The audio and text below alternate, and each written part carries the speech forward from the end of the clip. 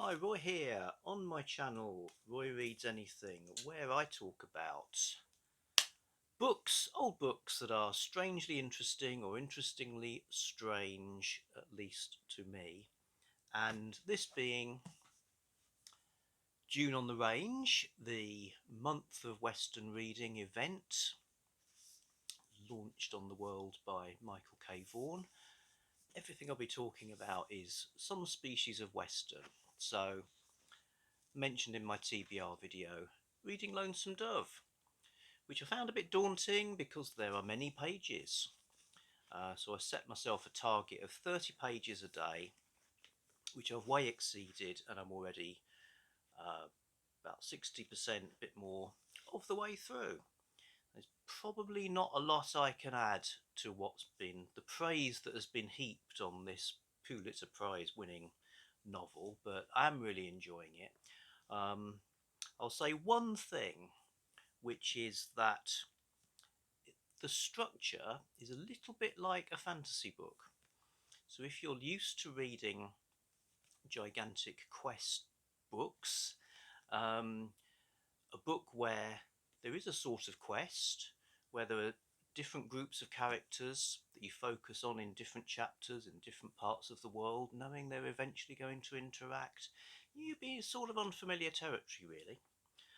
Also, I'd say that because of the space allowed for character development, the people within it really come to life, and I've been finding that really interesting and sort of reflecting. Two of the main characters have contrasting personalities. One is incredibly, almost pathologically laid back and has a kind of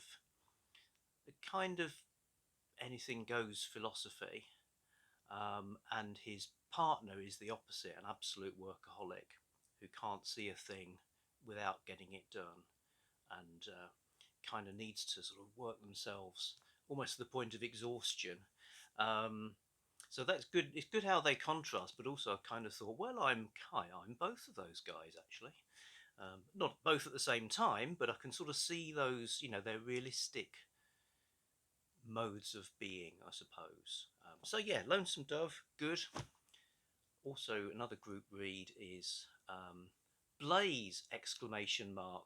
Number 6, Zombies Over Yonder, which is an adult western Dear with God. zombies, and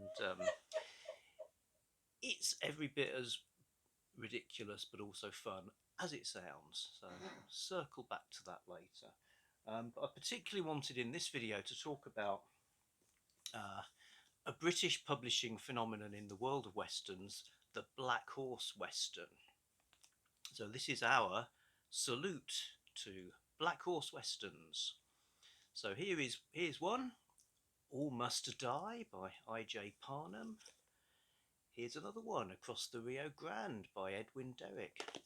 So as you can see, they're hardbacks, particular format, and these have been published, well, Robert Hale published them starting, I think Robert Hale had been going since 1936. I've read both that they started publishing westerns then, or that the westerns came on stream a little bit later, but they've certainly been publishing westerns for an incredibly long time. And during the 60s, 70s, 80s, through until pretty recently, there was a steady stream of these being produced. So what you get in a Black Horse Western is a classic Western tale, all the same length. So here's a stack. They're all 160 pages. It's 40 to 45,000 words. They have action. They have fairly, traditional Western elements. You're not going to get something. You're not going to get a sort of Brokeback Mountain or something that kind of changes your view of that period of history forever.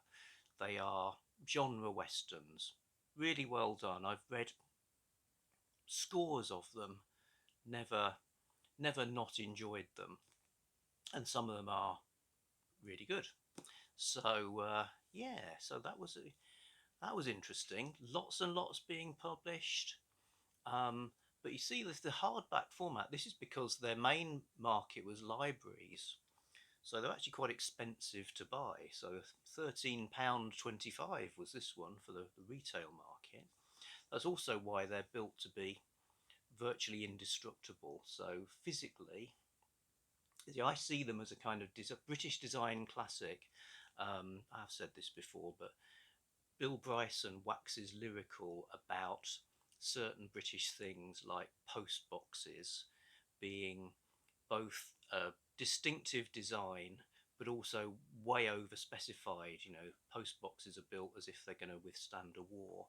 And same with these, really. They're sort of do exactly what they were supposed to do, which was to last through many readings in libraries.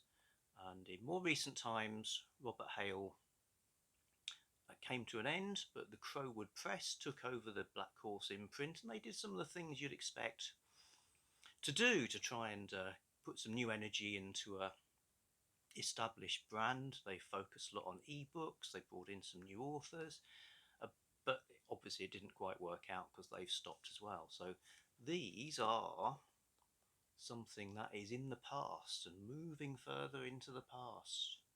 So if you like classic westerns, then you're seeing these, maybe you come across them secondhand, library sales, etc., then I'd say they're well worth picking up while they're still here.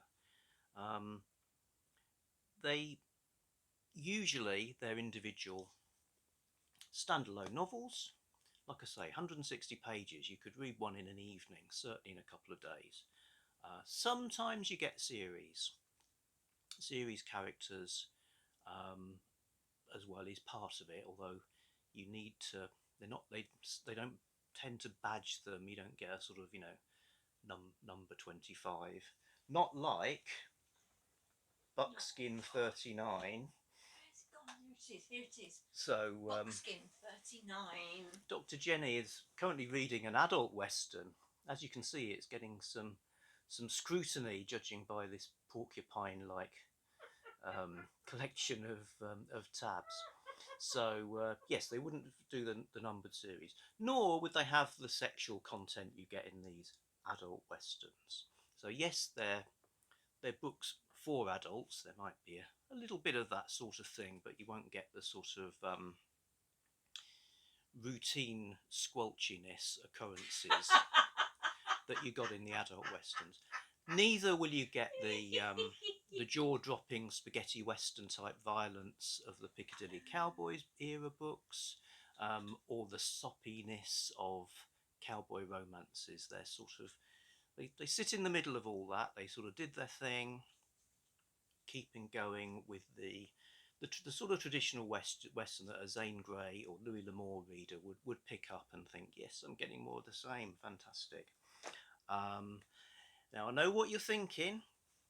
Not just a load of blokes and not just a load of male characters. So female writers like Gillian F. Taylor, female characters. I'll have to look up the author name. I was enjoying a series about a character called the Pinfire Lady before it all went away. Pinfire Lady, because the cartridges used to be made of, well, anyway, talk about that.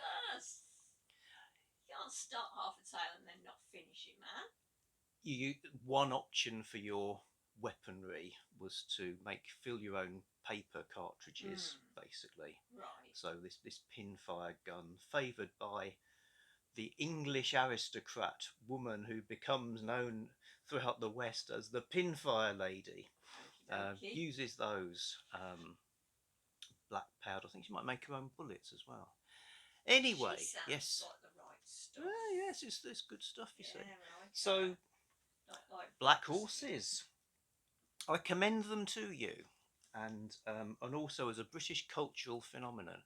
I did mention that they were built for libraries, which brings us to the second part of this video, which is to talk about, once again, the secret world of marks in library books.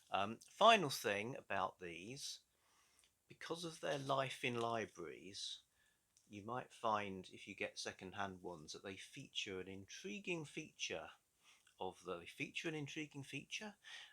that they have a specific thing about them, which is the strange world of readers' marks. So the one I got from a local library has, I'll edit in pictures because they're just going to glare, but somebody's written initials on the inside front cover, and also a small sort of alchemical symbol. And this is because the profusion of these books and their similar looking style, and the fact that libraries, I don't really approve of this, but some libraries would not alphabetize them, so they would just shelve them in one massive group of westerns for the punters who basically want to get 6 or 10 westerns a week, because they're reading industrial amounts of them. And so people would put these little marks in to indicate whether they've read them or not. So another one I've got, it's got a K in a circle, some more initials.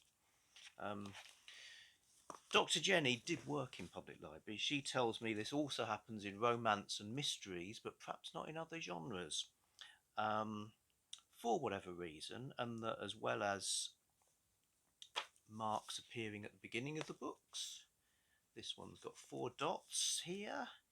You might get things like, so Hellfire Marshal by Price Porter, somebody's put a letter B into the title. In Guns of the Past, we find someone who always puts a circle around the page 36. So various sort of strategies that people would use to keep track of whether they've read them or not. Interestingly, this is from Oldham Libraries, ex-stock, and that's also got a dot in a circle. So dot in a circle guy could be riding the range throughout the northwest of England's library system, getting westerns all over the place, and riding on. What a picture you conjure. Lines on the edge as well. So just a way, I just love that there's this little secret code going on, and also this kind of brotherhood of people who might never meet each other, but who would recognise each other's marks. Possibly inspired by the idea of branding cattle that they could read about in the books, making their own little imprint on the world of Black Horse Westerns. So that's those. Hope that's piqued your interest, and I think I've done my bit to sort of honour part of publishing history and Western history, and maybe point you towards some entertaining reads. That's all for now. Back soon with something else.